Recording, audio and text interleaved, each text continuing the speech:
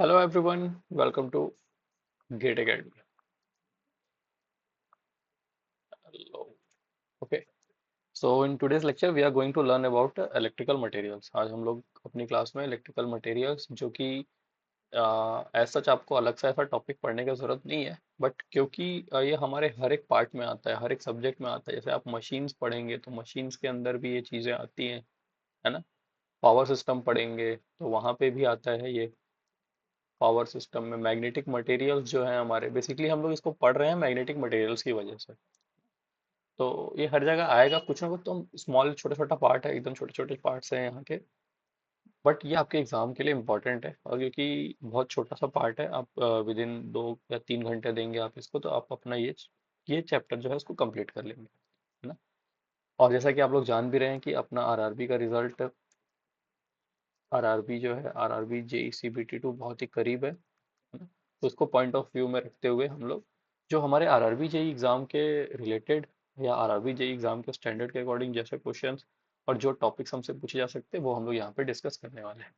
एक छोटा सा इशू है यहाँ पे कि मैं आपको विजिबल नहीं होऊंगा, बिकॉज मेरे कुछ जो लैपटॉप है उसके कैमरे में कुछ इशू है ना। तो मैंने काफ़ी कोशिश की उसको ठीक करने की, बट वो नहीं हो पा रहा है फिलहाल के लिए। तो अभी हमारा इम्पोर्टेंट पार्ट ये है कि हम अब लोग यहाँ पे अपने सिलेबस, अपने टॉपिक्स को डिस्कस करें। ऑडियो वीडियो तो है, वो बाद में भी देख लिया जाएगा। तो हम लोग शुरुआत करते हैं हमारे हमारे इलेक्ट्रिकल मटेरियल्स की। इलेक्ट्रिकल मटेरियल हम लोग स्टार्ट कर रहे हैं, तो हम लोग पहले बात करते हैं क्या, कंडक्टिव मटेरियल की, या कहा जाए कि highly conducting material. Highly conducting material, मैं सिर्फ एग्जाम पॉइंट ऑफ व्यू से जो इम्पोर्टेंट है वो चीज़ आपको बताऊंगा। सेकेंड चीज़ हम लोग यहाँ पे डिस्कस करने वाले हैं हाईली रेजिस्टिव मटेरियल।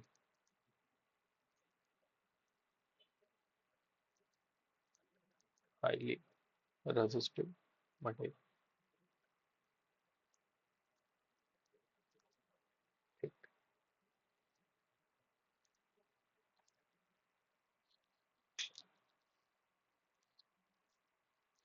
चलिए। हाईली कंडक्टिंग मटेरियल्स वो मटेरियल होंगे जिनकी कंडक्टिविटी बहुत ज़्यादा हाई होगी और रेजिस्टिविटी बहुत ज़्यादा कम होगी, सिंपल सी बात है ना। और जो इसका जो यूजेस होंगे वो बेसिकली कहाँ है, तो यूज कहाँ होगा, यूज्ड फॉर वाइंडिंग पर्पस।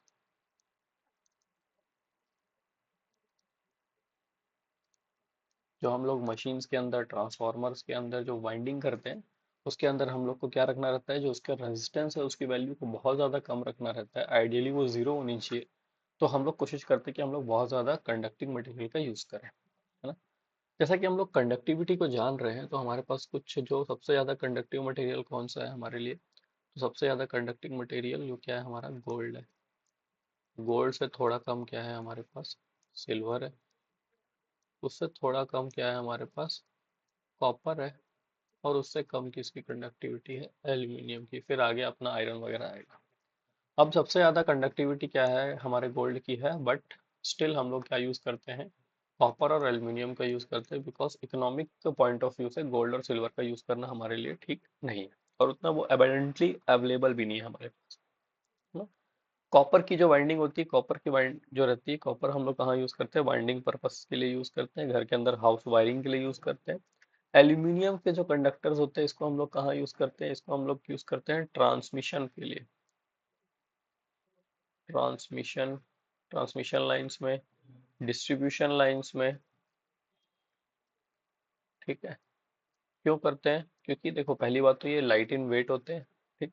और दूसरा ये चीप होते हैं, हल्के होते हैं, इस वजह से आपके जो स्ट्रक्चर रहते हैं, जो हम लोग ने लंबे बड़े बड़े टावर्स लगाए रहते हैं, वो स्ट्रक्चर्स का जो वेइंग कैपेसिटी है, मतलब उस वेट को सहने की कैपेसिटी है, अगर उसके जगह हम लोग कॉपर वायर का यूज़ करेंगे तो वो नहीं कर पाएगा, बहुत ज़्यादा हमको उसको स्ट्रक्चर को स्ट्रेंथ देनी पड़ेगी, जो कि प्रैक्टिकली पॉसिबल नहीं है ना। लेकिन एल्यूमिनियम कंडक्टर्स क्या होते हैं, लाइट वेट होने की वजह से हम लोग ये सब चीज़ों में उसका ज़्यादा यूज़ करते हैं, ठीक। बाकी ये सब चीज़ें तो सिंपल है, आप ACSR कंडक्टर वाला पढ़े होंगे हमारे पावर सिस्टम में, तो वहाँ पे आपने अच्छी अच्छी चीज़ों को देखा होगा, ठीक। अब हम लोग आगे बात करते हैं, और बात करते हैं हाईली रेजिस्टिव मटेरियल की। तो देखिए जो कंडक्टिव जो मटेरियल्स हैं उसके साथ ही साथ हमको हाईली रेजिस्टिव मटेरियल्स का भी यूज है हमारे पास, है ना।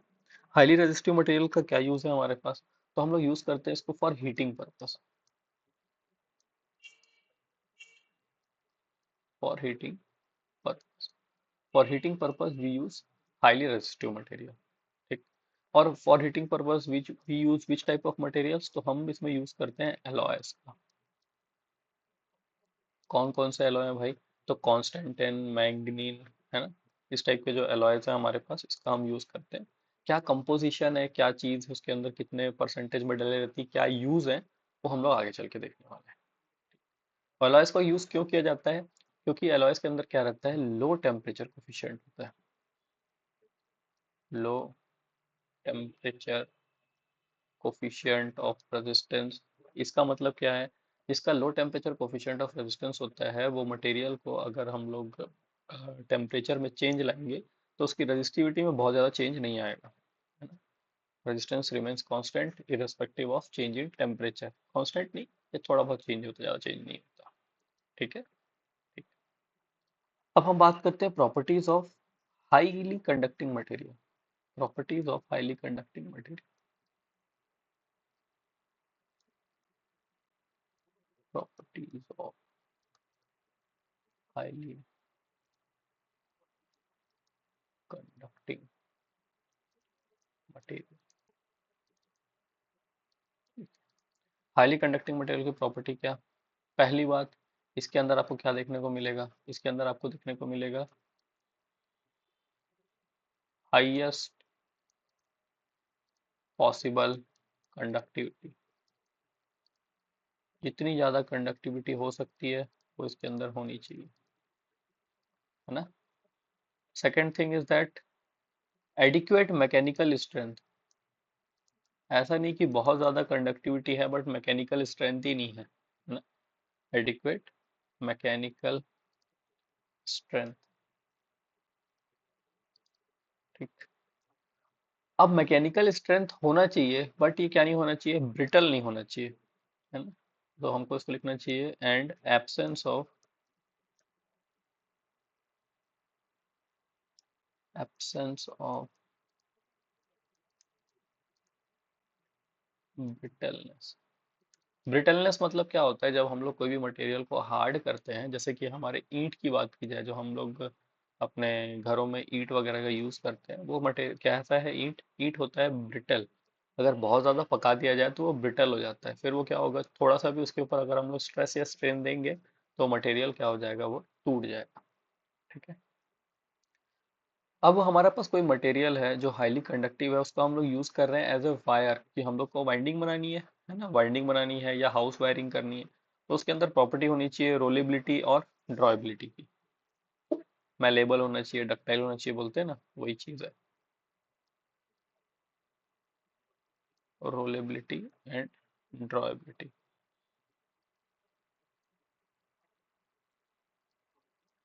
ये इसकी प्रॉपर्टीज होनी चाहिए। नेक्स्ट थिंग इज दैट कोई मटेरियल है उसको हमारे को अगर वेल्डिंग करना है, शोल्डरिंग करना है, तो सुटेबल होना चाहिए, है ना। सुटेबल, क्योंकि हमको देखो एक बहुत लंबा वायर तो हम बना नहीं सकते हैं, हम लोग कई कई सारे वायर्स को एक साथ ऐड कर सकेंगे, जोड़ेंगे, है ना, जैसा रिक्वायरमेंट रहता है उसके अकॉर्डिंग हम लोग चीज़ों को बनाते हैं। तो suitable for soldering and welding. एक और चीज इसमें ध्यान में रखनी है कि भाई जब भी हम सोल्डरिंग और वेल्डिंग करें तो जो जॉइंट जहाँ पे बनता है वो जॉइंट पे कोई भी क्या ना हो, बहुत ज्यादा हाई रेजिस्टेंस वहां पे ना रहे, जॉइंट पे हमको हमेशा इंश्योर करना है कि लो रेजिस्टेंस वहां पे बना रहे। ठीक। और कोई भी हम लोग मटेरियल यूज कर रहे हैं तो हम ये चाहते हैं कि वो मटेरियल क्या रहे, कोरोजन से रेजिस्टेंट रहे, है ना। तो कोरोजन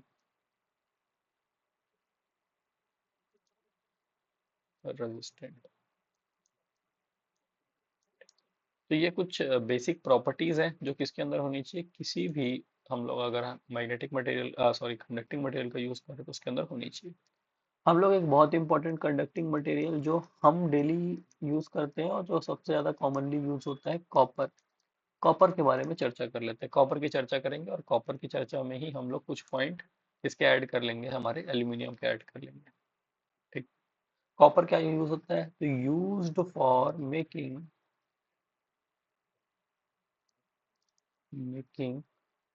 मशीन वाइंडिंग, मशीन्स की वाइंडिंग में, ट्रांसफार्मर की वाइंडिंग में हम इसका यूज करते हैं।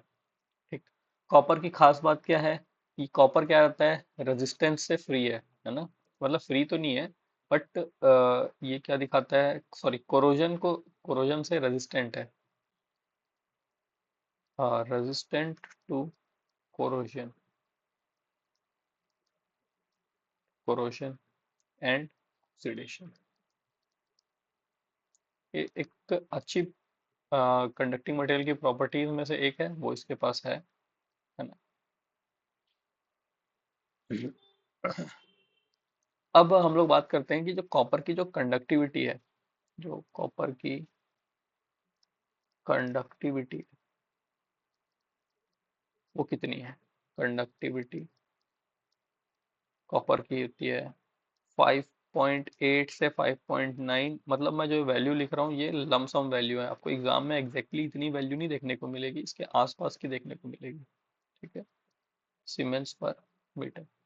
इसकी हम लोग रजिस्टिविटी की बात करें, कंडक्टिविटी की बात तो हो गई, इसकी हम लोग रजिस्टिविटी की बात करें तो कॉपर की रजिस्टिविटी आपको देखने को मिलेगी 1.7 इंटू 10⁻⁻⁶ ओम मीटर।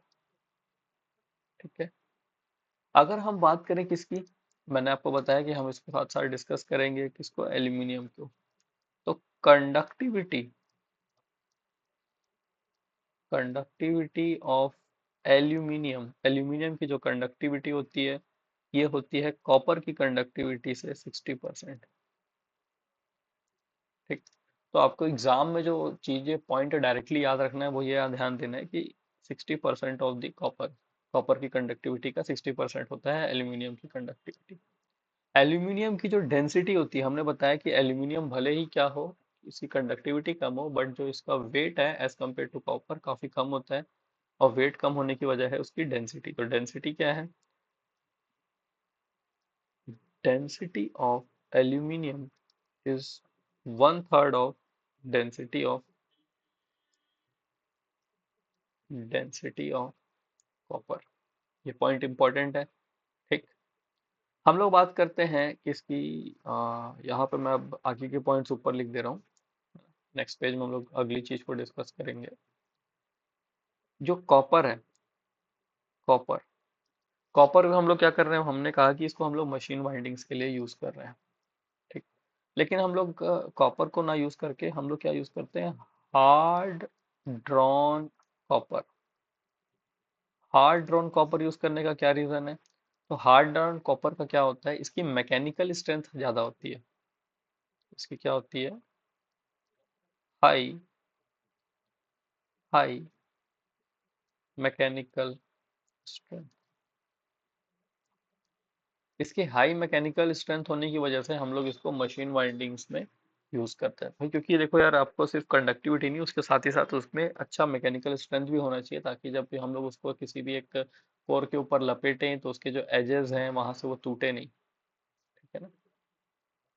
ठीक। कॉपर की बात हो गई। हम लोग एल्यूमिनियम की बात कर रहे थे, एल्यूमिनियम में हम एक और पॉइंट ये कह सकते हैं कि एल्यूमिनियम, मैं तो आपको ऑलरेडी बता दिया यहाँ पे कि ट्रांसमिशन और डिस्ट्रीब्यूशन पर्पस के लिए यूज होता है, आप यहाँ लिख लीजिएगा। ठीक है। Aluminium is use for transmission and distribution purpose. ठीक। कॉस्ट की बात करूं मैं, एक छोटा सा हम लोग टेबल बनाते हैं, एक छोटा सा टेबल बनाते हैं, उससे हम लोग ये समझेंगे कि एल्यूमिनियम और कॉपर में क्या डिफरेंस है। मैं बात करूंगा कॉस्ट की, मैं बात करूंगा क्रॉस सेक्शनल एरिया की, मैं बात करूंगा वेट की। ठीक। मैं कॉपर के लिए बोलूंगा कुछ और कुछ करूंगा एल्यूमिनियम के लिए। अगर मैं कहूं अगर मैं कहूं कि कॉपर का जो कॉस्ट है 1 है ना, कोई भी यूनिट के साथ कॉपर का कॉस्ट 1 है, तो उतने ही एल्यूमिनियम का कॉस्ट क्या होगा, 0.49, मीन्स हाफ। लगभग हाफ। ठीक है ना।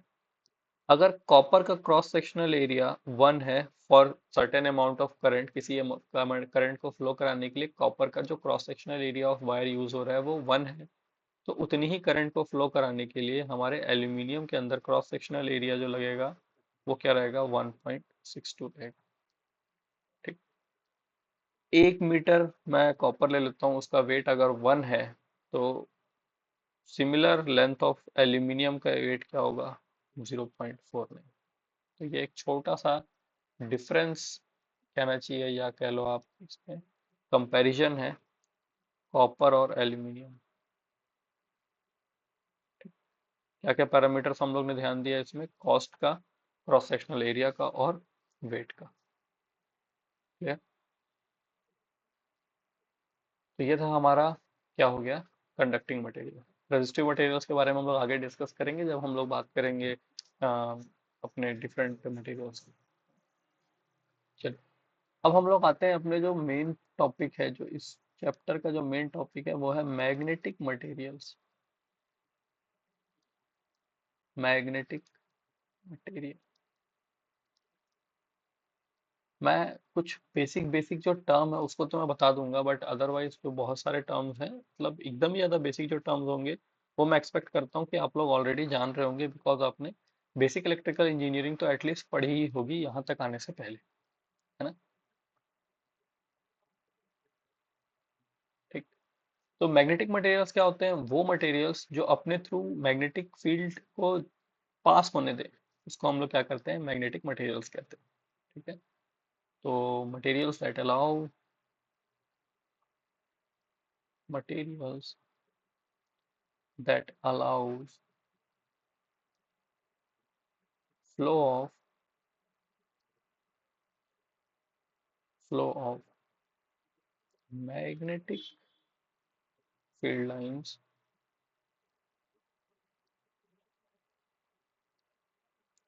through them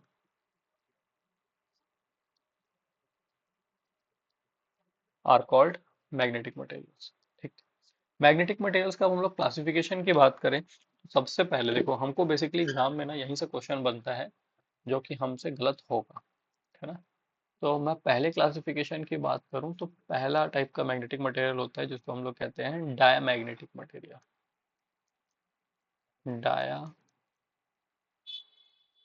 diamagnetic material. Diamagnetic material. Diamagnetic materials की हम लोग कुछ बात करें अगर, तो डायामैग्नेटिक मटेरियल्स जो होते हैं उसके अंदर आपको कोई भी डाइपोल नजर नहीं आएगा, है ना। इंपॉर्टेंट पॉइंट्स हैं, जो मैं पॉइंट्स आपको लिखा रहा हूँ ये आपके एग्जाम में डायरेक्टली पूछने वाला है। ठीक है। तो नो डाइपोल्स, दैट इज, अगर किसी मटेरियल के अंदर डाइपोल्स अवेलेबल नहीं है तो जो उसके अंदर मैग्नेटिज्म है वो अवेलेबल नहीं होगा। तो that is no magnetism, no magnetism in absence of, in absence of magnetic field।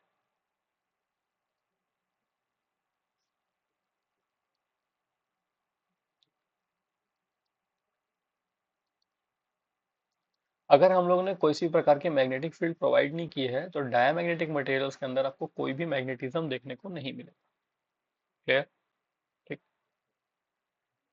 अब होता क्या है कि जब हम लोग magnetism, magnetic field, external magnetic field जब हम लोग अप्लाई करते हैं, whenever a magnetic field is applied, जो हमारा डायमैग्नेटिक मटेरियल्स है उसके अंदर जो डाइपोल्स है वो इंड्यूस होते हैं, बट वो डाइपोल्स जो इंड्यूस होते हैं उनका जो डायरेक्शन रहता है ना वो opposite to the external magnetic field होता है। एग्जाम में यहाँ से भी क्वेश्चन बनेगा कि when magnetic field is applied,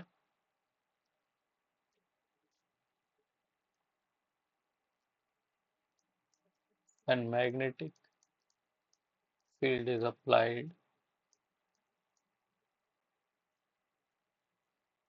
dipoles are induced. ठीक। डाइपोल इंड्यूस होंगे, लेकिन and they align in a direction opposite to the external magnetic field in a direction opposite to the external magnetic field। ठीक।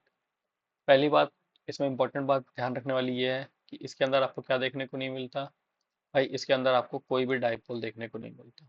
तो no dipoles, this means that no magnetism in the absence of magnetic field. किसी भी magnetic field के absence में यहाँ पे आपको कोई भी मैग्नेटिज्म देखने को नहीं मिलेगा। सेकेंड थिंग इज दैट जब आप एक्सटर्नल मैग्नेटिक फील्ड इसमें अप्लाई करते हो तो इसके अंदर डाइपोल्स इंड्यूस होते हैं, बट वो डाइपोल्स जो इंड्यूस होते हैं they are in the direction opposite to the external magnetic field. आपने अगर मैग्नेटिक फील्ड का डायरेक्शन ये दिया, ठीक, अगर आपके मैग्नेटिक फील्ड का direction from left to right है, तो इसके अंदर जो डाइपोल्स इंड्यूस होंगे उनका डायरेक्शन इसके जस्ट अपोजिट होगा। क्लियर? ये होता है हमारा डायमैग्नेटिक मटेरियल। अब डायमैग्नेटिक मटेरियल और इसके आगे के बहुत सारे जो हमारे मटेरियल हम लोग पढ़ने वाले हैं, diamagnetic, paramagnetic, ferromagnetic, anti ferromagnetic, उसके अंदर हम लोग बहुत सारे टर्म्स से एनकाउंटर करेंगे। अब वो बहुत सारे टर्म्स में हम लोग जो इंपॉर्टेंट टर्म्स है मैं आपको बताते चलता हूँ। ठीक।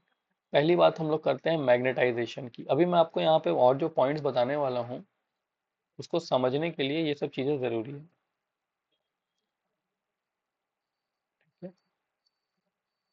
Magnetisation denoted by M. Magnetization क्या होता है? Ability of dipoles to align when magnetic field is applied. मैंने कहा ना, जो मटेरियल है उसके अंदर जो डाइपोल्स रहते हैं, अब वो डाइपोल्स कितने जल्दी अलाइन कर पाते हैं अपने आप को किसके डायरेक्शन में, in the direction of external magnetic field, उसको हम लोग कहते हैं magnetization. Ability of dipoles align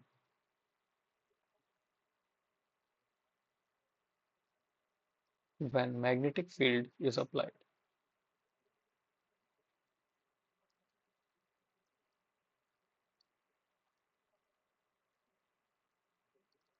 ठीक, जब भी हम लोग कोई मैग्नेटिक फील्ड अप्लाई करते हैं तो उसके अंदर मटेरियल की प्रॉपर्टी रहती है उसकी मैग्नेटाइजेशन। ठीक। मैग्नेटाइजेशन जो है एक वेक्टर क्वांटिटी है, ये आपसे एग्जाम में पूछ सकता है, और इसका फॉर्मूला होता है magnetization is equal to chi M into H. अब यहाँ पे एच क्या चीज है? एच जो है ये खुद में एक क्या है, वेक्टर क्वांटिटी है, और ये होता है strength of external magnetic field. Strength of external magnetic field. ठीक। काईएम क्या है? काईएम होता है हमारी मैग्नेटिक ससेप्टिबिलिटी। एग्जाम में आपसे केवल इतना ही पूछ देगा कि मैग्नेटिक ससेप्टिबिलिटी को हम किससे डिनोट करते हैं। ठीक है।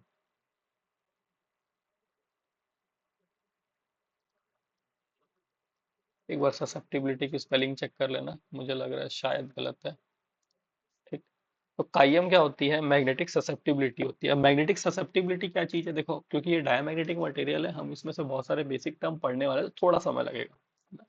हर टर्म को हमको जानना है, इस वजह से थोड़ा समय लग सकता है, वेट करेंगे ना। Susceptibility, susceptibility is denoted by chi m, इसको हम लोग काईएम बोलते हैं। ठीक है।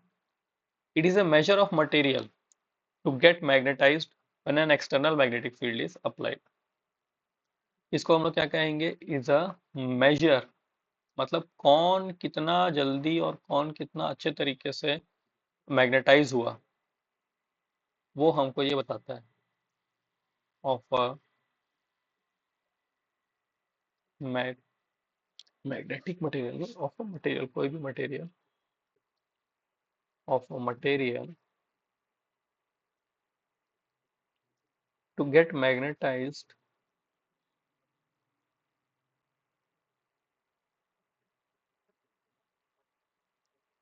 Magnetised when an external when an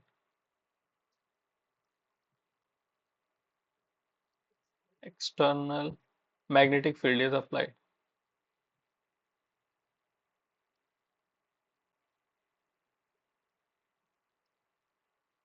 जब कोई एक्सटर्नल मैग्नेटिक फील्ड हम अप्लाई करते हैं तो कोई मटेरियल कितने जल्दी मैग्नेटाइज हो जाता है उसको हम लोग किससे डिनोट हैं बताते हैं, काइयम से। ठीक। अभी जो काइयम है, एग्जाम में क्वेश्चन एक बार पूछा था, किसी एग्जाम में आया हुआ है कि काइयम की जो वैल्यू है, chi m can be, can be option में था पॉजिटिव रहेगा या नेगेटिव रहेगा, सिर्फ पॉजिटिव होता है सिर्फ नेगेटिव होता है, या पॉजिटिव और नेगेटिव कुछ भी हो सकता है। तो chi m can be positive and negative, इसकी वैल्यू पॉजिटिव भी हो सकती है, इसकी वैल्यू नेगेटिव भी हो सकती है। बट अगर if chi m is positive, if chi m is positive, ये शो करता है कि हमारा जो मटेरियल है वो क्या है, इसके अंदर मोर मैग्नेटिक, मोर मैग्नेटिक क्वालिटी है। जिसका काइयम ज्यादा है वो मटेरियल ज्यादा अच्छे जल्दी ज्यादा बढ़िया तरीके से मैग्नेटाइज हो पाता है in the presence of external magnetic field. ठीक। तो ये हमारे दो टर्म थे, that is magnetization and and susceptibility. ठीक है। तो ये हमारे लिए इंपॉर्टेंट था इसलिए हम लोग ने इसको डिस्कस किया। अब हम लोग बात करते हैं कि इन डायमैग्नेटिक मटेरियल, जैसा कि हम लोग जान रहे हैं कि in diamagnetic material there were no dipoles available, but when the external magnetic field is applied, the dipoles are induced and they align themselves in the direction opposite to the direction of external magnetic field। तो हमको यहाँ से समझ आया कि इन diamagnetic material, इन diamagnetic material जो हमारा M है मैग्नेटाइजेशन है एंड एक्सटर्नल मैग्नेटिक फील्ड है, are opposite to each other, है ना।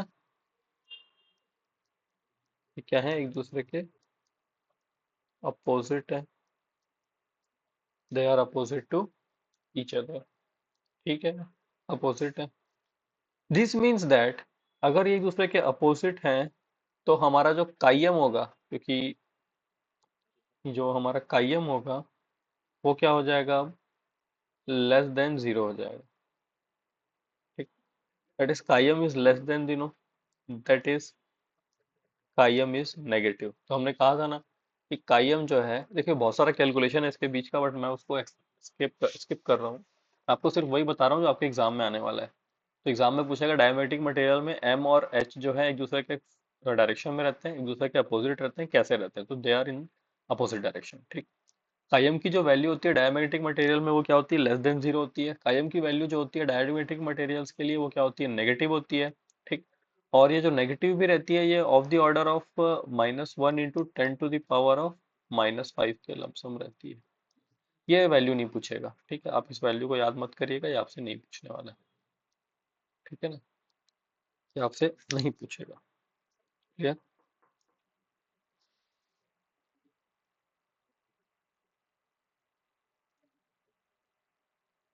ठीक है। अब हम लोग बात करें, हमारा एक रिलेशन होता है किसके किसके बीच में, there is a relation between our काइम एंड परमिएबिलिटी। ठीक। तो अगर मैं किसी मटेरियल की रिलेटिव परमिएबिलिटी की बात करूं, म्यू आर पे जो मैं रिप्रेजेंट करता हूं ये होता है 1 प्लस काई। ठीक। अब ये जो चीज है आपके एग्जाम में पूछा जाएगा, क्या पूछा जाएगा, हो सकता है ये फॉर्मूला आपसे डायरेक्ट पूछ दे, या ये पूछ देगा कि डायमैग्नेटिक मटेरियल के लिए म्यू आर की वैल्यू कितनी होती है ना। देखो क्योंकि हमारा जो काइम है यहाँ पे, पहली बात तो हम लोग डिस्कस कर लेते हैं कि म्यू आर क्या चीज है ना, छोटा सा डिस्कशन हम लोग इस पे भी कर लें। तो हमारा जो रिलेटिव परमेबिलिटी होती है, रिलेटिव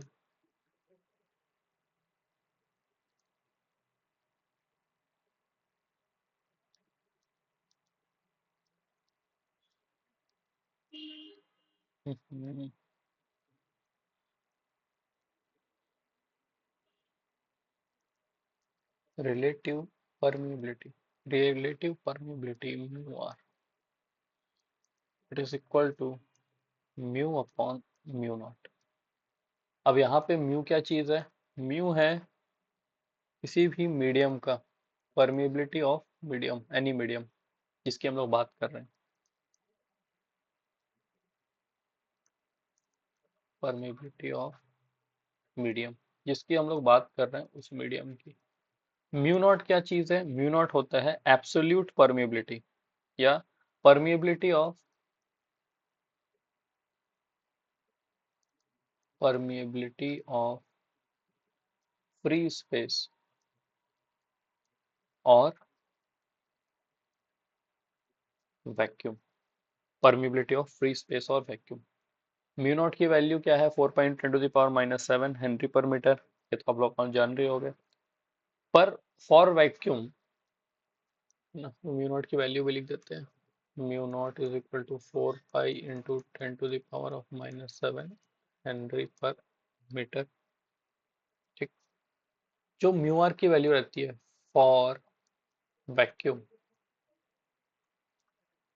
और वैक्यूम म्यू आर की वैल्यू होती है 1।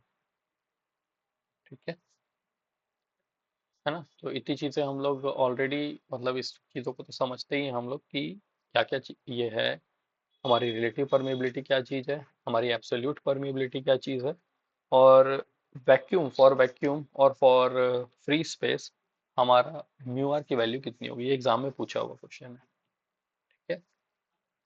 अब आ जाते हैं हमारे फिर से हमारे फॉर्मूले पे। हमारे पास फॉर्मूला क्या था? हमारे पास फॉर्मूला था, that is, this was our formula, mu r is equal to 1 plus chi m. Mu r is equal to 1 plus chi m. हम लोगों ने अभी अभी पढ़ा, हम लोगों ने क्या पढ़ा था अभी अभी? That for diamagnetic material chi m is less than zero, that is negative. मैं यहाँ पे काइम के जगह पे कोई सा भी वैल्यू पुट करूं, एकदम छोटी से छोटी वैल्यू पुट करूं, बट वो नेगेटिव होगी, तो म्यू आर की वैल्यू ओवरऑल क्या हो जाएगी? 1 से छोटी हो जाएगी। तो mu r will be less than 1। ठीक।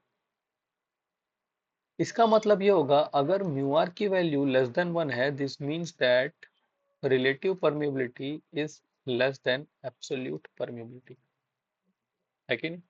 आप यहाँ से मल्टीप्लाई कर लो, mu is equal to mu r into mu naught, या mu naught is equal to mu upon mu r. म्यू आर की वैल्यू 1 है, लेस देन 1 है तो उससे कम होगी। ठीक है कि नहीं? तो आपके एग्जाम में क्या पूछने वाला है? आपके एग्जाम में पूछने वाला है कि भाई म्यू आर की वैल्यू कितनी होती है डायमैग्नेटिक मटेरियल के लिए? तो होती है लेस देन 1। काइम की वैल्यू डायमैग्नेटिक मटेरियल्स के लिए कितनी होती है? लेस देन जीरो होती है, और वो क्या होती है? नेगेटिव होती है। वैल्यू मैंने आपको बताई, -1 × 10⁻⁵, बट वो वैल्यू आपके एग्जाम में नहीं पूछने वाला है। ठीक। अब हम लोग जानते हैं कि जो हमारी मैग्नेटिक फ्लक्स डेंसिटी है, magnetic flux density, magnetic flux density, which is denoted by B, which is a vector quantity, is equal to mu into h। ठीक। This mu is mu naught into mu r, है ना? अब क्योंकि हमारे diamagnetic material में mu की जो value है that will be less than mu naught, तो जो हमारा जो मैग्नेटिक फ्लक्स डेंसिटी है एयर का, वो क्या हो जाएगा? That will be greater than magnetic flux density of diamagnetic material. ठीक है। This means that magnetic flux density क्या होती है? ये दिखाता है कि magnetic flux represent the closeness of magnetic field lines to each other. Magnetic field lines कितना एक दूसरे के पास है, जितना एक दूसरे के पास होगी मैग्नेटिक फील्ड लाइंस, उतना वहां का मैग्नेटिक फ्लक्स डेंसिटी ज्यादा होगा, है ना? तो हम लोग ने ये रिलेशन निकाला हमारा, और हमको मालूम चला कि जो एयर में है तो मैग्नेटिक फ्लक्स डेंसिटी है वो ज्यादा होगी एज कंपेयर टू कोई भी डायमैग्नेटिक मटेरियल के। इसका मतलब क्या चीज है? इसका मतलब ये है कि मान लो ये मैंने एक डायमैग्नेटिक मटेरियल रखा हुआ है। ठीक। अब अगर मैं इस डायमैग्नेटिक मटेरियल के थ्रू मैं क्या ले जाता हूँ, अपनी मैग्नेटिक फील्ड लाइंस या एक्सटर्नल मैग्नेटिक फील्ड अप्लाई करता हूँ तो वो कोशिश करेगी कि भाई मैं इसको क्या करके जाऊं, एस्केप करते हुए चले जाऊं, डाइवर्ज होगी इससे। समझ रहे हो? जो मैग्नेटिक फील्ड लाइंस हैं वो इससे डाइवर्ज होते हुए जाना पसंद करेंगी, ना कि इससे होते हुए जाना। क्यों? क्योंकि जो मैग्नेटिक फ्लक्स डेंसिटी है in air is denser then magnetic flux density in diamagnetic material. इससे हमको ये मालूम चल। क्लियर?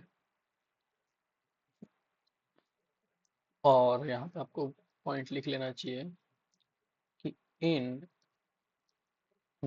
डायमैग्नेटिक मटेरियल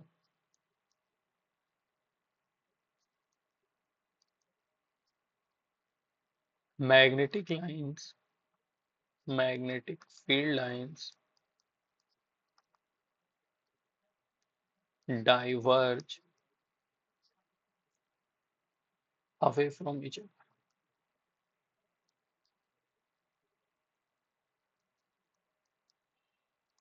ये इंपॉर्टेंट पॉइंट है, ये इंपॉर्टेंट पॉइंट है, ये इंपॉर्टेंट पॉइंट है, ये इंपॉर्टेंट पॉइंट है, ये इंपॉर्टेंट पॉइंट है।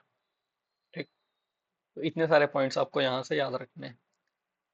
एग्जाम्पल के लिए मैं आपको बताऊं, एग्जाम्पल के लिए अगर मैं आपको कहूं तो कॉपर, सिलिकॉन, जर्मेनियम,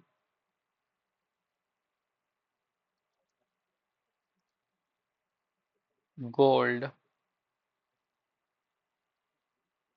डायमंड, ये जो है ये हमारे क्या है, डायामैग्नेटिक मटेरियल्स की अंदर आते हैं। क्लियर? तो ये था हमारा डायामैग्नेटिक मटेरियल। अब हम लोग आगे चलते हैं और देख लेते हैं क्या, next one is our paramagnetic material. अब आप यहाँ पे जल्दी जल्दी जल्दी समझ आएंगी। पैरामैग्नेटिक मटेरियल्स, पैरामैग्नेटिक मटेरियल, पैरामैग्नेटिक्स जैसे कि डायमैग्नेटिक मटेरियल था, डायमैग्नेटिक मटेरियल के अंदर किसी भी प्रकार का डाइपोल्स अवेलेबल नहीं थे, है ना। Without any external magnetic field वहां पे कोई भी डाइपोल अवेलेबल नहीं थे। बट पैरामैग्नेटिक मटेरियल्स ऐसे नहीं होते। पैरामैग्नेटिक मटेरियल्स के अंदर क्या होते हैं, डाइपोल्स स्मॉल अमाउंट में प्रेजेंट होते हैं। ठीक? तो हम लोग ये कह सकते हैं, पहला पॉइंट है कि dipoles are already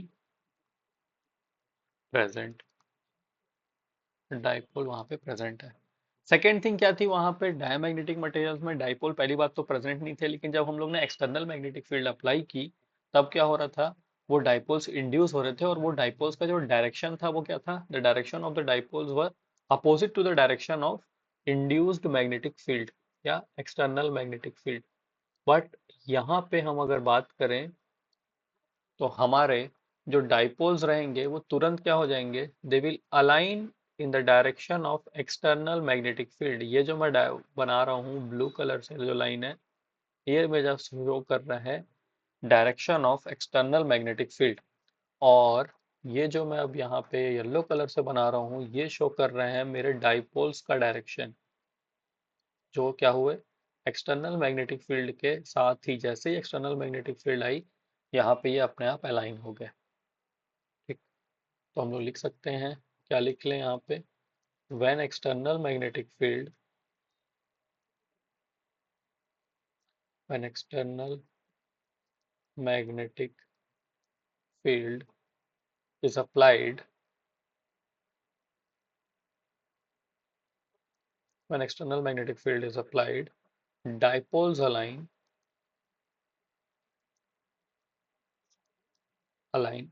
parallel to the magnetic field। ये एग्जाम में क्वेश्चन पूछेगा कि भाई पैरामैग्नेटिक मटेरियल में जब हम लोग एक्सटर्नल मैग्नेटिक फील्ड अप्लाई करते हैं तो डाइपोल्स किस तरीके से अलाइन होते हैं। तो they align parallel to the paramagnet, they align parallel to the external magnetic field. ठीक? हमको यहाँ पे क्या मालूम चला भाई, हमको यहाँ मालूम चला कि जैसा यहाँ वहाँ हुआ करता था कि जो M था और एच था वो क्या था, एक दूसरे के अपोजिट थे। यहाँ पे M is parallel to strength of external magnetic field H. ठीक। दिस मीन्स दैट क्योंकि वो एक दूसरे के पैरेलल हैं, दिस मीन्स दैट जो काइम की वैल्यू होगी, काइम की value will be greater than zero. That is, या कहना चाहिए कि इस वजह से जो काइम होगा ये हमारा क्या होगा, दैट काइम विल बी पॉजिटिव, है ना। ये हमको यहाँ से एक पॉइंट मिला। हमको एक और पॉइंट क्या मिला कि हम जानते हैं कि रिलेटिव परमिएबिलिटी जो है ये होता है किसी भी मटेरियल का one plus chi m. Since chi m is positive, अगर मैं यहाँ पे काइम की वैल्यू कुछ भी पुट करता हूँ दैट इज पॉजिटिव, तो म्यू आर की value, therefore mu r will become greater than one.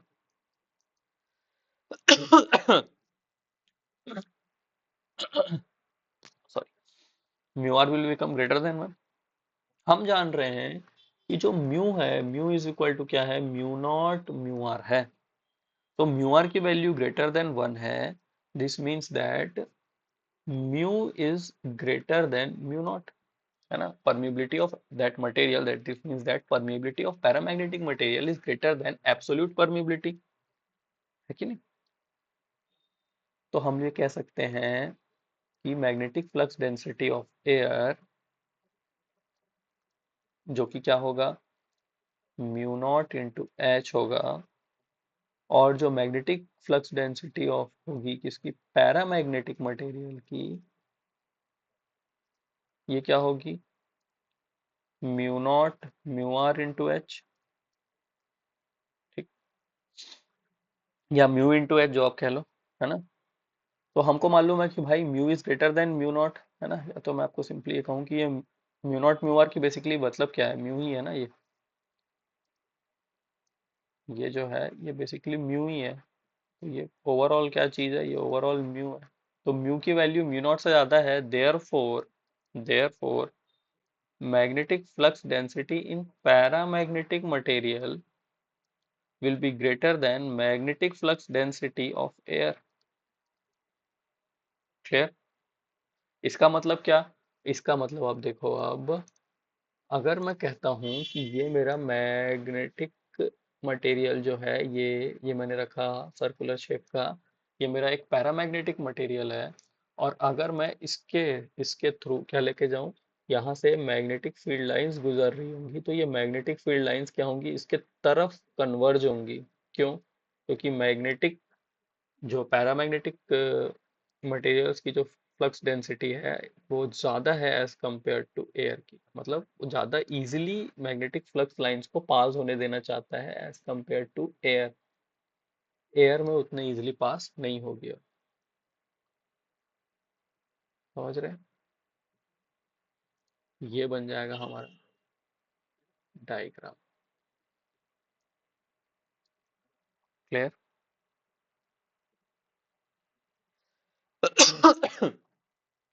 ठीक है। पहले क्या था देख लो, पहले क्या था देखो, पहले क्या था, इसके बाहर जा रही थी लाइंस, मैग्नेटिक फ्लड लाइंस आ तो रही थी लेकिन इससे दूर जाना चाह रही थी। अब क्या हो रहा है, अब देखो मैग्नेटिक फ्लड लाइंस इसके अंदर से होते हुए जा रही है। तो एग्जाम में क्या चीज पूछा जा सकता है आपसे, पैरामैग्नेटिक मटेरियल्स में डाइपोल्स अवेलेबल रहते हैं क्या without any external magnetic field, तो yes, dipoles are available there. Second thing, जब हम लोग एक्सटर्नल मैग्नेटिक फील्ड अप्लाई करते हैं तो डाइपोल्स अपने आप को किस डायरेक्शन में अलाइन कर लेते हैं, तो in the direction parallel to the external magnetic field. ठीक। अगर हम लोग बात करें डायमैग पैरामैग्नेटिक मटेरियल का, तो इसमें जो काइम की वैल्यू है, ससेप्टिबिलिटी जो है, मैग्नेटिक ससेप्टिबिलिटी, वो क्या होती है, ग्रेटर देन जीरो होती है, लेस देन जीरो होती है, जीरो होती क्या होती है, तो that will be greater than zero. ठीक। Greater than zero this means that chi m is positive. Chi m positive होगा तो म्यू आर की वैल्यू क्या होगी, लेस देन वन होगी, ग्रेटर देन वन होगी, ये आपसे पूछ सकता है ना। ठीक। एग्जाम्पल के लिए हम लोग बात करें तो कौन कौन से एलिमेंट्स हैं, मटेरियल्स हैं, तो एग्जाम्पल में मैं कहूँ आपको तो potassium,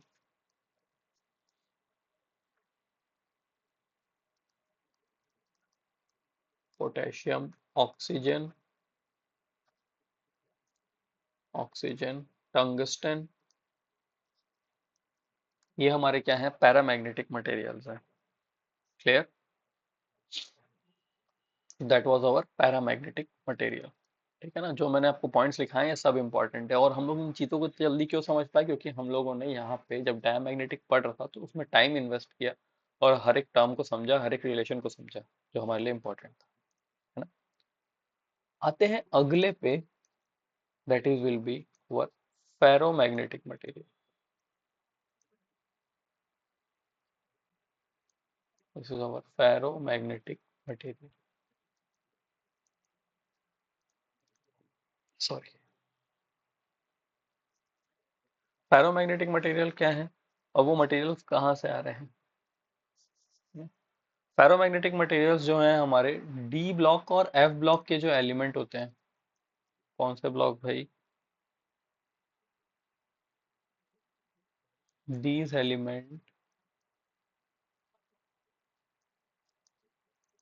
lies in D block and F block. अब ये आपकी जिम्मेदारी है कि आप जाएं और मॉडर्न पीरियोडिक टेबल देखें। मॉडर्न पीरियोडिक टेबल 4 पार्ट में डिवाइडेड है, S P D and F, है ना। तो कौन सा ब्लॉक कहाँ है? तो डी ब्लॉक और एफ ब्लॉक के जो एलिमेंट होते हैं वो हमारे पैरामैग्नेटिक, सॉरी, फेरोमैग्नेटिक मटेरियल्स के में आते हैं। अब इसके अंदर जो हमारे डाइपोल्स हैं वो ऑलरेडी अवेलेबल रहते हैं और इसके अंदर आपको बहुत लार्ज डाइपोल मूवमेंट देखने को मिलेगा। लार्ज डाइपोल मूवमेंट, और ये बहुत ज्यादा स्ट्रांगली मैग्नेटाइज होते हैं, है ना। एंड आर स्ट्रांगली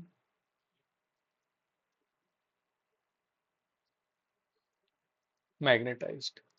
बहुत ज्यादा आपको डाइपोल मूवमेंट देखने को मिलेगा और बहुत ज्यादा स्ट्रांगली मैग्नेटाइज होंगे। तो अगर मैं ये आपसे कहूँ कि जब हमने कोई भी एक्सटर्नल मैग्नेटिक फील्ड अप्लाई नहीं किया तो हमारा ये कैसा नजर आएगा, और जब हम एक एक्सटर्नल मैग्नेटिक फील्ड अप्लाई कर रहे हैं तो हमारे डाइपोल्स का डायरेक्शन कैसा होगा, ये कुछ इस प्रकार होगा। बहुत ज्यादा डेंसिटी रहती है यहाँ पे डाइपोल्स की।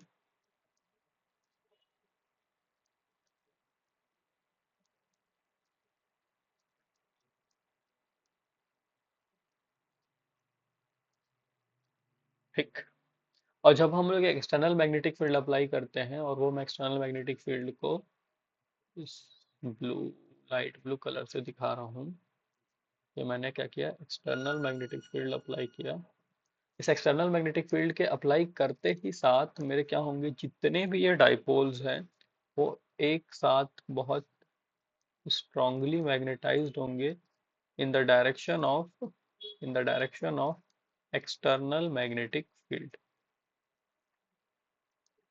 समझ रहे हो? कुछ इस तरीके से ये सभी मैग्नेटाइज होकर अपने आप को एक दूसरे के साथ पैरेलली, एक इसके बाद पैरेलली अलाइन कर लेंगे।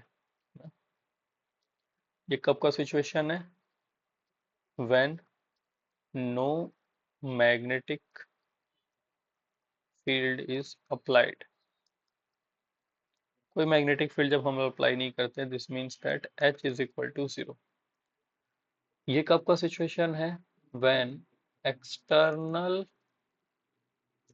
Magnetic field is applied. ऐसा कुछ आपको देखने को मिलेगा। ठीक है, क्लियर है? ये हमारे रहा फेरोमैग्नेटिक मटेरियल। अब हम बात करते हैं फेरोमैग्नेटिक मटेरियल्स। क्योंकि ये फेरोमैग्नेटिक मटेरियल क्या हो रहे हैं, स्ट्रांगली मैग्नेटाइज हो रहे हैं या हाईली मैग्नेटाइज हो रहे हैं। और हम लोग जानते हैं कि M is equal to chi m H. ठीक। स्ट्रांगली मैग्नेटाइज हो रहा है, this means that, this means that M is high, काफी हाई है ना। This means that chi m, chi m is much much greater than 0। ठीक है, chi m is much much greater than 0, that is chi m is क्या होगा, positive होगा। और ये देखो यार, काईएम डाया में भी, डाया पैरा, पैरा में भी पॉजिटिव था, बट उसका जो वैल्यू था वो क्या था, उतना ज्यादा हाई, बहुत ज्यादा हाईली पॉजिटिव नहीं था। ये होगा of the order of 10 to the power of 6, इसका वैल्यू हो जाएगा काईएम का। समझ रहे हो? अब हम लोग के पास रिलेशन है, क्योंकि हम लोग ऑलरेडी जानते हैं कि mu r is equal to 1 plus chi m. क्योंकि काईएम बहुत ज्यादा ग्रेटर देन 0 है, और बहुत ज्यादा हाई है, this means that mu r will be much much greater than one. ठीक, mu r will be much much greater than one. फिर हम लोग वही अपना रिलेशन अगर लगाएं कि जो हम लोग ने देखा किसके लिए कि b is equal to mu naught mu r h, b is equal to mu naught mu r h, है ना। तो यहाँ से हमको देखने को मिलेगा कि magnetic flux density in ferromagnetic material, magnetic flux density in ferromagnetic material is much greater than magnetic flux density in air। तो जब भी कोई फेरोमैग्नेटिक मटेरियल रहेगा हमारे पास, जैसे कि ये मैं एक फेरोमैग्नेटिक मटेरियल रख रहा हूँ और इस फेरोमैग्नेटिक मटेरियल्स के थ्रू मैं क्या कर रहा हूँ, एक्सटर्नल मैग्नेटिक फील्ड लाइंस ले जाऊंगा, तो ये क्या होगी, बहुत ज्यादा स्ट्रांगली अट्रैक्ट होगा इसके तरफ।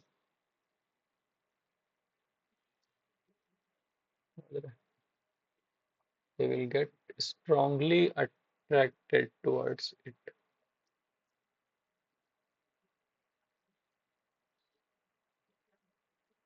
ये चीज पैरामैग्नेटिक मटेरियल्स में भी हो रही थी, बट पैरामैग्नेटिक मटेरियल्स में इतना स्ट्रांगली नहीं हो रहा था जितना यहाँ पे हो रहा है। क्लियर है। तो magnetic field lines converge when they pass through ferromagnetic material. Magnetic field line converge when they pass through ferromagnetic material। समझ आ रही बात। अब होता क्या है देखो, हम लोग ने पैरामैग्नेटिक मटेरियल में बात किया था, पैरामैग्नेटिक मटेरियल में भी मैग्नेटिक फील्ड लाइंस कन्वर्ज हो रही थी, लेकिन अगर जब हम लोग यहाँ से एक्सटर्नल मैग्नेटिक फील्ड को रिमूव कर लेंगे तो किसी प्रकार का कोई भी रेसिड्यूअल मैग्नेटिज्म आपको देखने को नहीं मिलेगा, इसमें पैरामैग्नेटिक मटेरियल में। बट यहाँ पे इस केस में, इन case of ferromagnetic material, when external magnetic field is removed, यहाँ पे आपको देखने को मिलेगा कि एक रेसिडुअल फ्लक्स डेंसिटी, एक रेसिडुअल मैग्नेटिज्म अभी भी बचा हुआ रहेगा। ठीक है। When when magnetic field is removed,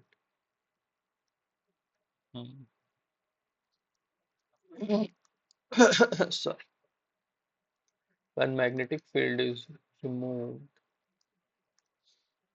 the dipole are still aligned, the dipoles are still aligned, giving rise to giving rise to residual flux density। ठीक है। एग्जाम में आपसे क्वेश्चन पूछेगा कि क्या आपको पैरामैग्नेटिक मटेरियल्स के अंदर रेसिडुअल फ्लक्स देखने को मिलता है, तो जी नहीं, बिल्कुल देखने को नहीं मिलता। लेकिन आपको वही चीज कहाँ देखने को मिलेगी, फेरोमैग्नेटिक मटेरियल्स के अंदर आपको रेसिडुअल फ्लक्स देखने को मिलेगा। क्लियर। तो ये आपसे एग्जाम में पूछेगा। फेरोमैग्नेटिक मटेरियल का जो म्यू आर की वैल्यू होती है वो क्या होती है, वन से बड़ी होती है, वन से बहुत ज्यादा बड़ी होती है, जीरो होती है, नेगेटिव होती है। तो mu r, that is relative permeability, is much much greater than one. Chi m is much much greater than zero, that is highly positive, chi m is highly positive. Clear. ये हमारा हुआ फेरोमैग्नेटिक मटेरियल। नेक्स्ट हम लोग बात करते हैं ferromagnetic materials को हम लोग अगर प्रॉपरली डिवाइड करें तो ये दो पार्ट में डिवाइड होता है। First is ferrimagnetic material, ferrimagnetic materials. एक होगा एंटी फेरोमैग्नेटिक मटेरियल्स। ठीक है। अरे इस लास्ट वाले में हम लोग ने शायद एग्जांपल्स डिस्कस नहीं किया। एग्जांपल इसके हैं हमारे पास कोबाल्ट, निकल, आयरन, एक्सेट्रा। ठीक, examples are important for ferromagnetic material. Diamagnetic material के, पैरामैग्नेटिक मटेरियल के, फेरोमैग्नेटिक मटेरियल्स के आपको एग्जांपल इंपॉर्टेंट है। ठीक है। अब हम बात करते हैं किसकी? अब हम बात करते हैं फेरीमैग्नेटिक मटेरियल्स की। ठीक। फेरीमैग्नेटिक मटेरियल में फिर हम लोग वही नहीं कहेंगे कि पहले से डाइपोल्स अवेलेबल है, नहीं है, बिल्कुल रहते हैं, डाइपोल्स अवेलेबल रहते हैं। अब हम बात करते हैं कि यहाँ पे नेट डाइपोल कितना होगा। ठीक। यहाँ पे जब आप क्या करेंगे, मैग्नेटिक फील्ड लाइंस अप्लाई करेंगे, तो डाइपोल जो हैं वो अपने आप को अलाइन तो करेंगे, but in a direction opposite to the direction of external magnetic field. लेकिन यहाँ पे एक कैच की बात यह है कि जो इसके खुद के जो डाइपोल्स रहते हैं उनका जो मैग्नीट्यूड रहता है, they are smaller than the magnitude of external magnetic field. ठीक।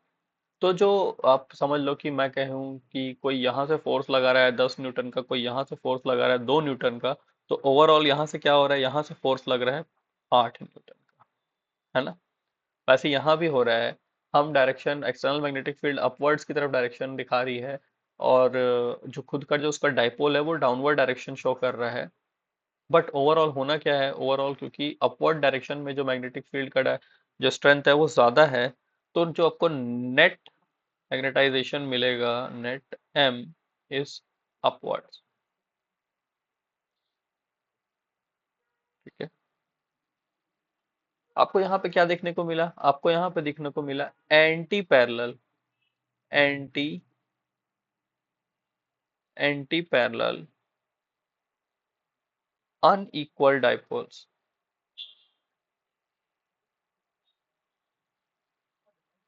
anti-parallel and unequal dipoles।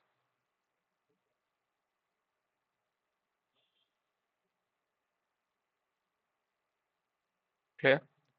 होगा क्या, जब हम लोग एक्सटर्नल मैग्नेटिक फील्ड अप्लाई करेंगे, तो ये जो हमारे डाइपोल्स हैं वो अलाइन करेंगे इसके अपोजिट डायरेक्शन में, जैसे कि यहाँ पर नजर आ रहा है। बट जो टोटल जो यहाँ का जो नेट डाइपोल का मूवमेंट होगा वो उसको कंप्लीटली कैंसिल नहीं कर पाएगा, बिकॉज इसका मैग्नीट्यूड जो है वो काफी स्मॉल है as compare to the external magnetic field. ठीक। तो यहाँ पे क्या रहेगा, कुछ ना कुछ net magnetization will be available, net magnetization will be available. Net magnetization यहाँ पे आपको अवेलेबल मिलेगा। नेट मैग्नेटाइजेशन अवेलेबल मिलेगा, दिस मीन्स दैट यहाँ पे काइम तो रहेगा, और काइम जो रहेगा वो ग्रेटर देन जीरो भी रहेगा, और वो काइम जो है वो क्या रहेगा, पॉजिटिव रहेगा। काइम विल बी पॉजिटिव। उतना पॉजिटिव नहीं रहेगा जितना कि फेरोमैग्नेटिक मटेरियल में होता था। यहाँ पे क्या था, इनटू, ये एक्स नहीं है ना, ये इनटू है, इनटू 10⁻⁶ के ऑर्डर में था। यहाँ पे जो काइम रहता है, ये रहता है इनटू 10⁻³ के ऑर्डर में। क्लियर? ये होता है हमारे फेरी magnetic material. Ferrimagnetic material में हमको एक और चीज ध्यान रखनी है। क्या ध्यान रखना है कि हम बात करेंगे बियॉन्ड क्यूरी टेम्परेचर। ये एग्जाम में बहुत बार पूछा हुआ है, इसलिए मैं आपको बता रहा हूँ कि beyond Curie temperature ferrimagnetic material, ferrimagnetic material acts as paramagnetic material.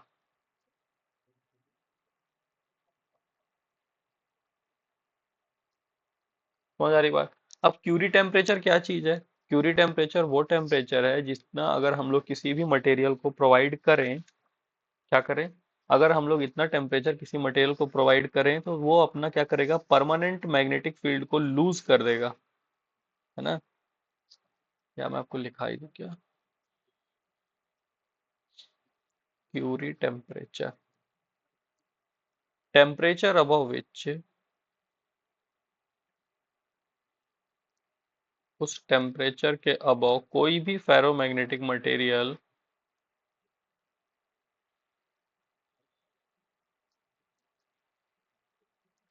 will lose their permanent magnetic field,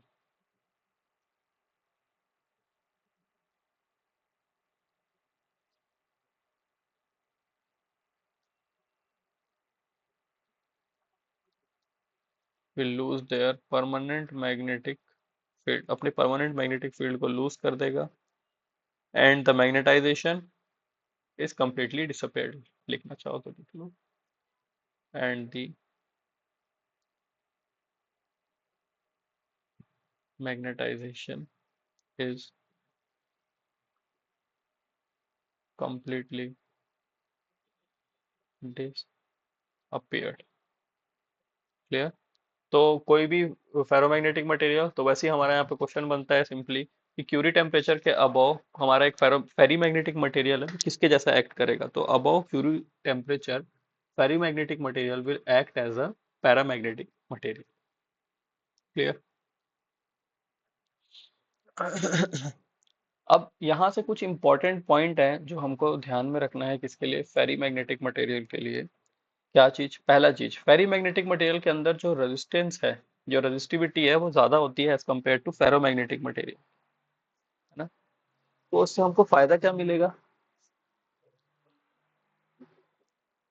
तो हम लोग इसको यूज करते हैं किसमें, हाई फ्रिक्वेंसी ट्रांसफार्मर में यूज करते हैं, बिकॉज उसके अंदर आपको क्या देखने को कम मिलेगा, जो लॉसेस हैं वो लॉसेस आपको कम देखने को मिलेंगे, है ना। एडी करंट लॉस वगैरह आपको कम देखने को मिलेगा। ठीक। तो जो इंपॉर्टेंट पॉइंट्स है वो हम लोग लिखते हैं कि फेरी magnetic materials have high resistivity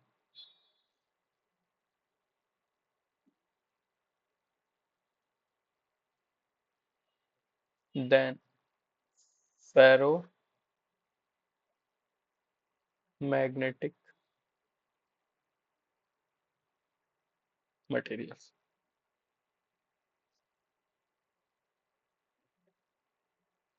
ठीक है। फेरोमैग्नेटिक मटेरियल का अपना यूज है, क्या यूज है भाई फेरोमैग्नेटिक मटेरियल का, देखो क्योंकि फेरोमैग्नेटिक मटेरियल क्या होते हैं, उसकी जो फ्लक्स डेंसिटी बहुत ज्यादा होती है ना, यूज्ड फॉर मेकिंग, क्योंकि फ्लक्स डेंसिटी बहुत ज्यादा है, इस वजह से हम इसको ट्रांसफॉर्मर्स में यूज करते हैं। क्यों यूज करते हैं अभी मैं आपको बता देता हूँ।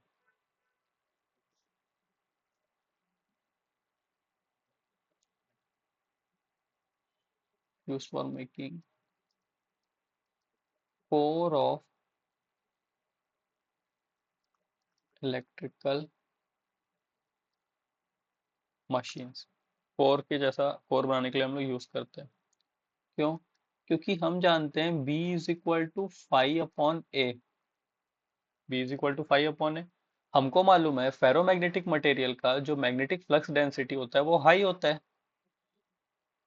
सिंस बी इज हाई, क्योंकि इसको हाई होना है, therefore for same amount of flux, क्योंकि हम जान रहे हैं भाई हमारा जो ट्रांसफार्मर वगैरह है उसमें जो फ्लक्स जो रहता है मैक्सिमम फ्लक्स उसकी वैल्यू कांस्टेंट रहती है, तो area will be less, area will be less. तो आपको कम मटेरियल में कम एरिया में आपका क्या हो जाएगा, हमारा कोर बन जाएगा। इस वजह से हम लोग फेरोमैग्नेटिक मटेरियल का यूज करते हैं क्या बनाने के लिए, कोर बनाने के लिए ऑफ इलेक्ट्रिकल मशीन्स, जैसे सच एज ट्रांसफार्मर या जो भी हम लोग जनरेटर।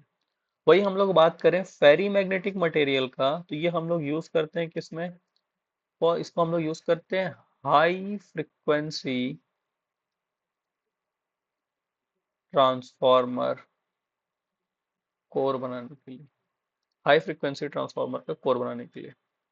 क्यों, क्योंकि हाई फ्रिक्वेंसी ट्रांसफार्मर के अंदर आपको क्या होंगे, eddy current loss will be less, eddy current loss will be less. अब ऐसा कैसे होगा, देखो एडी करंट क्या होती है, जो हमारे लैमिनेशंस हैं अगर वो बहुत ज्यादा मोटे रहते हैं तो एक भंवर सी फ्लो होने लग जाती है करंट उसी के अंदर। अब वो करंट उस कोर के अंदर ही फ्लो ना होने लग जाए, उसको रोकने के लिए हम क्या करते हैं, सिलिकॉन डालते हैं, जिससे उसकी रेजिस्टिविटी थोड़ी सी इंक्रीज होती है। क्योंकि फेरी मैग्नेटिक मटेरियल की जो रेजिस्टिविटी है वो ऑलरेडी ज्यादा है as compare to ferromagnetic material, तो वो एक आइडियल चॉइस है for high frequency transformer, because जितनी ज्यादा आपकी फ्रिक्वेंसी होगी उतना ज्यादा आपका क्या होगा, कोर लॉसेस होंगे, ज्यादातर क्या होगा, एडी करंट लॉस, तो एडी करंट लॉस को वो रोक लेता है। समझ आई बात, ये हुआ है हमारा फेरी मैग्नेटिक मटेरियल। आगे चलते हैं और हम लोग अपना लास्ट देख लेते हैं, फेरो एंटी फेरो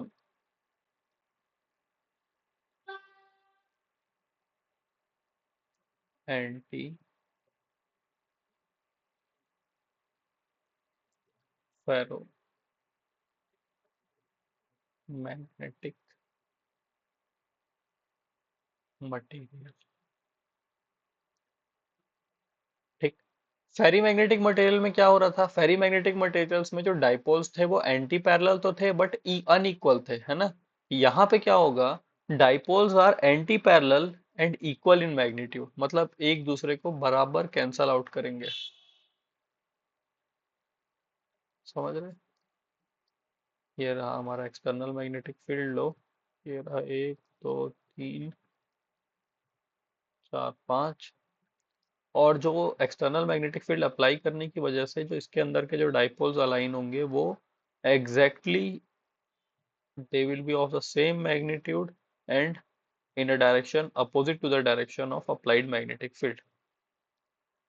क्या होगा ये, anti parallel alignment of equal dipoles, anti parallel alignment of equal dipoles. ये इंपॉर्टेंट पॉइंट है, आपको एग्जाम में डायरेक्टली पूछ सकता है। क्लियर। यहाँ पे जो काइयम होगा अब क्या हो जाएगा, देखो यार पिछले बार काइयम क्या था, थोड़ा सा पॉजिटिव था, इस बार काइयम हो जाएगा नेगेटिव, और ये होगा वेरी स्मॉल। फेरोमैग्नेटिक मटेरियल में chi m was much much higher than 1, बहुत ज्यादा पॉजिटिव था, of the order of 10 to the power of 6। वही चीज फेरी मैग्नेटिक मटेरियल में भी हाई था, ग्रेटर देन 0 था, of the order of 10 to the power 3। But now in case of ferrimagnetic material the chi m is very low and chi m is negative. Clear. इसमें एक और point same, जैसा कि beyond Curie temperature, beyond Curie temperature anti फेरो magnetic material behaves as paramagnetic material।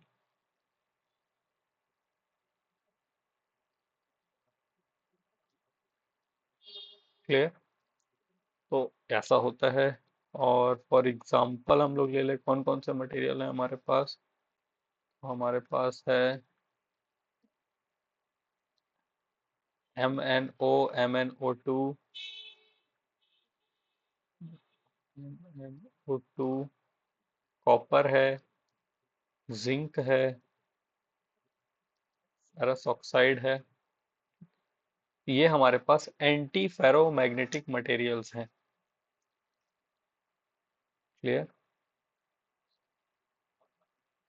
चलिए, ठीक है। So that's all for today's class. हमारा ये पार्ट 1 था।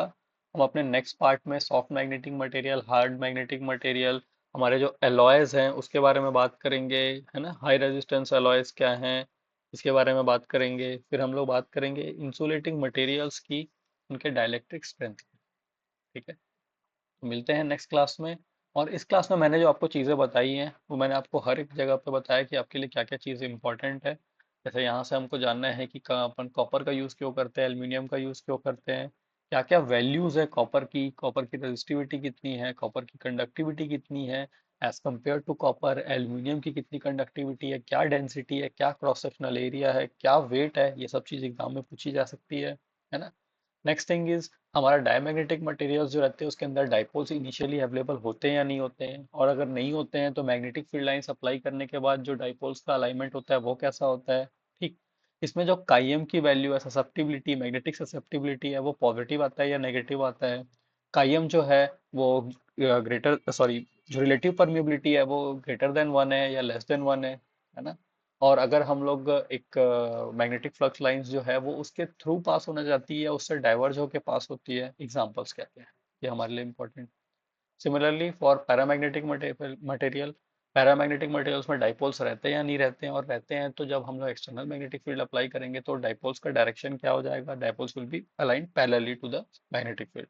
अब dipoles parallelly to the magnetic field align हो गए, this means that chi m की वैल्यू पॉजिटिव आएगी, chi m की value positive, this means that mu r की value is much is greater than 1, है ना। अब म्यू आर की वैल्यू ग्रेटर देन 1 आई, तो हमारा क्या, हमको यहाँ से मालूम चला, हमको यहाँ से ही मालूम चला कि मैग्नेटिक फ्लक्स डेंसिटी जो है वो inside the paramagnetic material is more as compare to the air.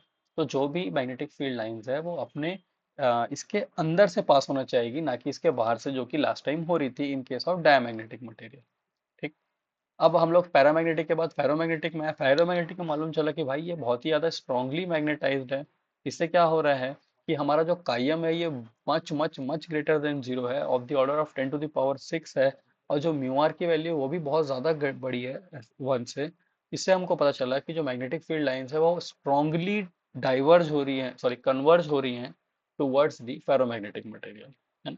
और फेरोमैग्नेटिक मटेरियल में एक और खास बात हमको मालूम चली कि फेरोमैग्नेटिक मटेरियल्स में even after the removal of external magnetic field there is a small residual magnetic field still available inside the material. ठीक। फिर हम लोग ने बात किया फेरी मैग्नेटिक मटेरियल का। फेरी मैग्नेटिक मटेरियल क्या है, एंटी पैरेलल तो होते हैं बट अनइक्वल डाइपोल्स हैं, इस वजह से एक नेट मैग्नेटाइजेशन अवेलेबल है, इस वजह से हमारा काईएम पॉजिटिव तो है बट उतना ज्यादा नहीं जितना फेरोमैग्नेटिक मटेरियल में होता था। फेरोमैग्नेटिक मटेरियल का यूज हम लोग ने कहाँ किया, कभी भी हमारे जो ट्रांसफार्मर है, जो हमारे इलेक्ट्रिकल मशीन सबसे कोर बनाने के लिए फेरी मैग्नेटिक मटेरियल का हम लोग ने कहाँ यूज किया, तो हाई फ्रिक्वेंसी ट्रांसफार्मर्स को बनाने के लिए। क्यों, क्योंकि फेरी मैग्नेटिक मटेरियल्स के अंदर रेजिस्टिविटी ज़्यादा होती है, और हम लोग जो हमारे जो कोर लॉसेस हैं जिसमें कि स्पेशली एडी करंट लॉस है, उसको हम लोग कम करने के लिए क्या करते हैं, ट्रांसफार्मर या मटे मशीन्स के जो कोर की रेजिस्टिविटी है उसको इंक्रीज करते हैं, जो कि यहाँ पे फेरी मैग्नेटिक मटेरियल में ऑलरेडी आपको मिल रही है। Next thing was anti ferromagnetic material. Anti ferromagnetic material में क्या होते हैं, अपोजिट एंड इक्वल डाइपोल्स जो एक दूसरे को कैंसल आउट कर देते हैं। Again the chi m is negative, mu r is great less than 1। Clear. तो ये था हमारा आज का लेक्चर, फिर हम लोग मिलेंगे अपने नेक्स्ट क्लास में। In part 2 we are going to discuss about further in this chapter, that is soft magnetic material, hard magnetic material क्या होते हैं, है ना। फिर हमारे पास जो एलॉयज हैं, एलॉयज क्या क्या हैं, हाई रेजिस्टेंस जो एलॉयज हैं जो हम लोग यूज़ करते हैं उसका क्या कंपोजिशन है, कितना परसेंट है। ठीक है। फिर हमारे पास जो इंसुलेटिंग मटेरियल्स हैं वो क्या क्या हैं, है ना। ये सब चीज़ों की हम लोग डिस्कस करेंगे अपने नेक्स्ट पार्ट में। और then after that we will discuss our important MCQs related to the magnetic material, related to the electrical material। ठीक है। Till then have a nice day, अच्छे पर तैयारी करिए। Good bye.